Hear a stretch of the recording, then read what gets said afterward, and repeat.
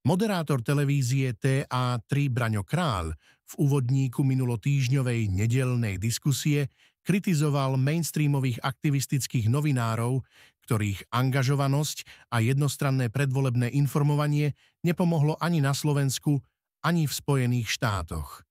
Vyslúžil si tým samozrejme nejeden tendenčný článok, ktorý útočil na každú jeho fotku z minulosti, ale aj na jeho príbuzných. V dnešnej relácii boli hosťami Róbert Kaliňák a Branislav Gróling. Viedla sa vyvážená diskusia, pozrite sa, ale akým spôsobom nachytal predsedu SAS, ktorý ostal v koncoch a hapkal. Gróling, vy teraz ale veľmi hovoríte o vyvodení politickej zodpovednosti. Kde bola politická zodpovednosť pani Kolíkovej, keď spáchal samovraždu pán Lučanský? Urobila všetky kroky Odstúpila, neodstúpila. Počkajte, urobila všetky kroky na to, aby sa to vyšetrovalo. Urobila jednu zásadnú vec, čo neurobila vládna koalícia, hoci sme ju na to vyzývali.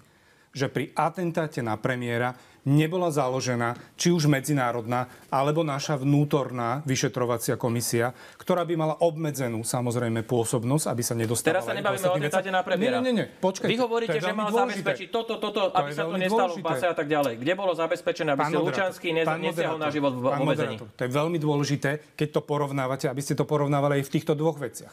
Pani Kolíková urobila všetky kroky na to, aby otvorila možnosti vnímania aj pre opozíciu, lebo v rámci vyšetrovacej komisie v tomto prípade aj opozícia tam bola.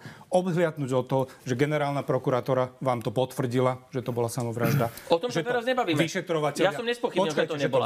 Ja sa bavím o vyvodení politickej zodpovednosti. Kamerový systém to potvrdil. Mne je to veľmi ľúto, čo sa stalo. Veľmi ľúto, čo sa stalo. Ale nerobme tu to, že pani Kolíková je za to zodpovedná, lebo bohužiaľ je to takáto nešťastná udalosť jednotlivca. Tomu nikto nespôsobil. Dobre, potrebujeme naozaj, venujeme sa už pol hodinu tejto témy, potrebujeme znať ďalšie. Budeme radi, ak sa zapojíte do diskusie v komentároch a vyjadríte svoj názor. Ak sa vám video páčilo, budeme radi, ak nás budete aj odoberať a sledovať ďalej. Politika denne.